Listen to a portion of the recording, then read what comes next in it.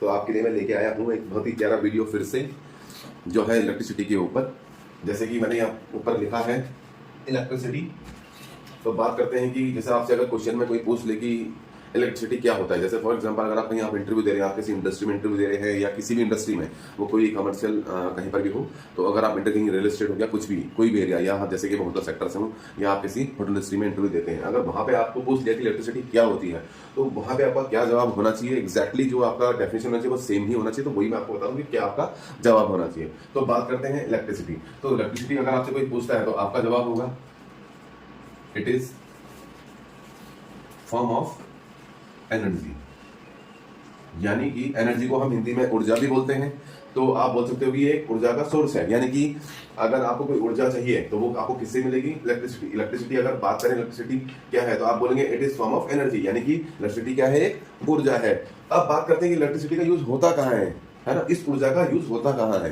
तो अब बात करते हैं कि इसका यूज जो है वो है, जैसे अगर हमें कहीं लाइटिंग चाहिए तो लाइटिंग लिए क्या होगा, इलेक्ट्रिसिटी यूज होगी। कहीं आपको किसी मशीन को चलाना है, फॉर एग्जाम्पल टीवी आपको चलाना है, कोई भी इक्विपमेंट कोई मशीन से आपकी, अगर आपको उसको रन कराना है तो आपको उसके लिए जरूरत क्या पड़ेगी, इलेक्ट्रिसिटी की। अगर आपके पास इलेक्ट्रिसिटी नहीं है तो आप उसको रन नहीं करा पाएंगे। तो आपको नीड है किसकी, इलेक्ट्रिसिटी की। तो हम इन शॉर्ट बोलेंगे it is form of energy which is use for lightning and run for any equipment. आप इस तरह की डेफिनेशन बोल सकते हैं।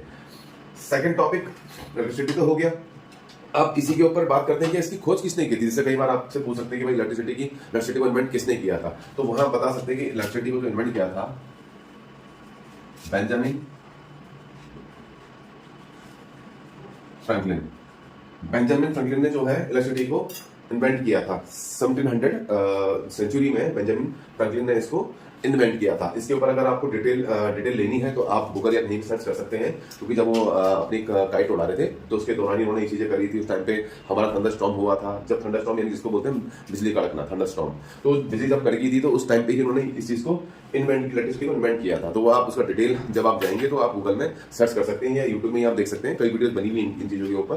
तो आप वहां पे देख सकते हैं कि इस तरीके से। यूट्यूब में तो मुझे ध्यान नहीं है, लेकिन गूगल में आपको जरूर मिल जाएगा, क्योंकि गूगल में हर चीज आपको मिल जाती है। तो आप जब वहाँ पे बेंजामिन फ्रैंकलिन के ऊपर जब आप थ्योरी निकालेंगे कि बेंजामिन फ्रैंकलिन, जब आप उसमें सर्च करेंगे तो आपको पूरी डिटेल वीडियो उसके ऊपर मिल जाएगी।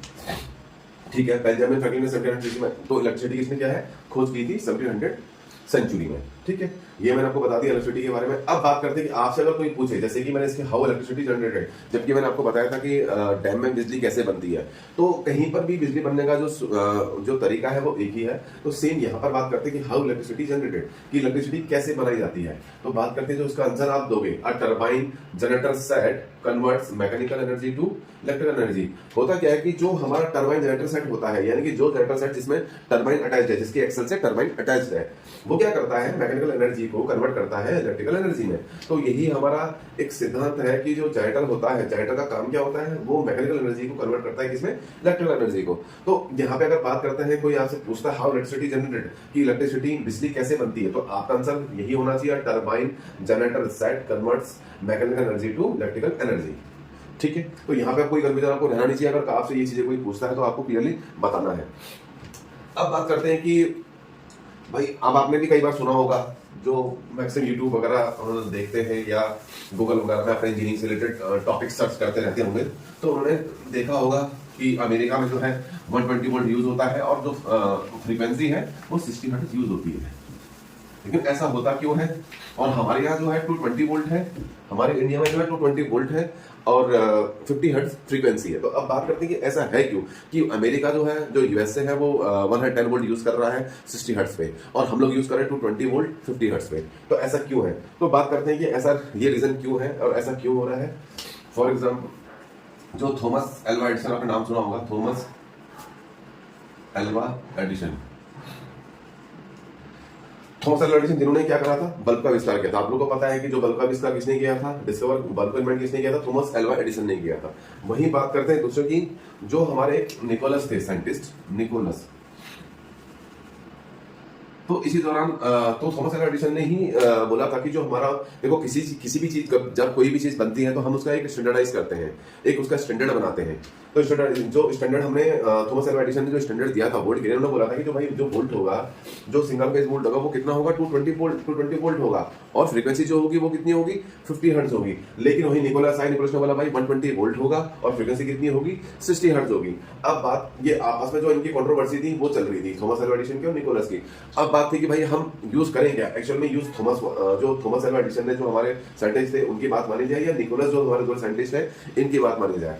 तो यहाँ पे क्या हुआ कि जो इंडिया था, इंडिया ने बोला भाई जो हम थॉमस अल्वा एडिसन का जो इन्वेंशन है 50 हर्ट्ज 220 वोल्ट 50 हर्ट्ज हम उसको यूज करेंगे।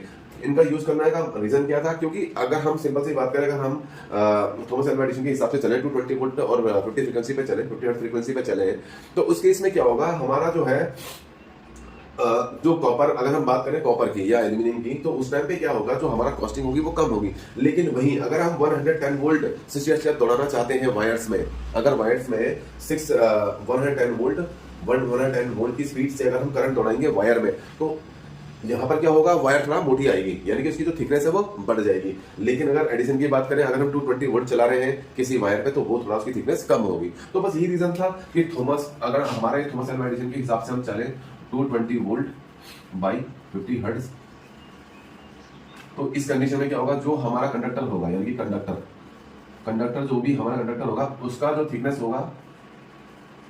जो होगा, फॉर एग्जांपल ये थिकनेस है, ये रहेगा।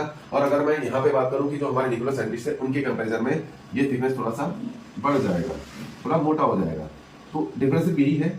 इसीलिए जो है हर कोई कंट्री क्या, अब हर कोई कंट्री इसको ये नहीं कर रही कि जो एडिसन ने जो बोला है कि 220 वोल्ट पर 50 हर्ट्ज को हम यूज करेंगे, लेकिन कई लोग जो है, मैक्सिमम कंट्री वाले जो है वो इस चीज को यूज कर रहे हैं 110 वोल्ट पर 6 हर्ट्ज।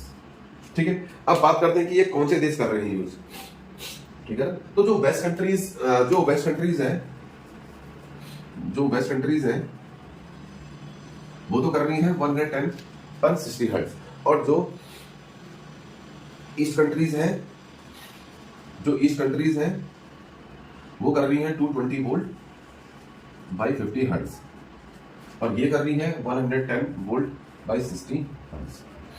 ठीक है, तो यहाँ पे आपको क्लियर हो गया होगा कि भाई किसी भी चीज का स्टैंडर्डाइजेशन होता है, हम कहीं किसी भी चीज का एक स्टैंडर्ड बनाते हैं। तो हमारे जो एडिशन ने बोला भाई 220 वोल्ट होगा और 50 हर्ट्ज होगा, यानी कि जब करंट रन करेगा तो वो 220 वोल्ट हम उसको देंगे और 50 हर्ट्ज में वो रन करेगा, जिससे जो हमारा कंडक्टर है वो कॉपर है या एल्यूमिनियम है, जो भी हम यूज कर रहे हैं उसका थिकनेस कम हो, यानी कि वो कम से कम हमारा यूज हो। लेकिन वहीं अगर हम निकोलस की बात करें तो उन्होंने बोला कि भाई हम 110 वोल्ट देंगे और 60 हर्ट्ज हम उसको फ्रीक्वेंसी देंगे, स्पीड देंगे, यानी कि करंट को दौड़ने के लिए। तो उस कंडीशन में क्या हो रहा है, हमारा कंडक्टर थोड़ा मोटा लग रहा है। तो इसलिए जो वेस्ट कंट्रीज में है 110 वोल्ट पर 60 हर्ट्ज यूज किया जाता है, और इस कंट्रीज में जो है 110 वोल्ट पर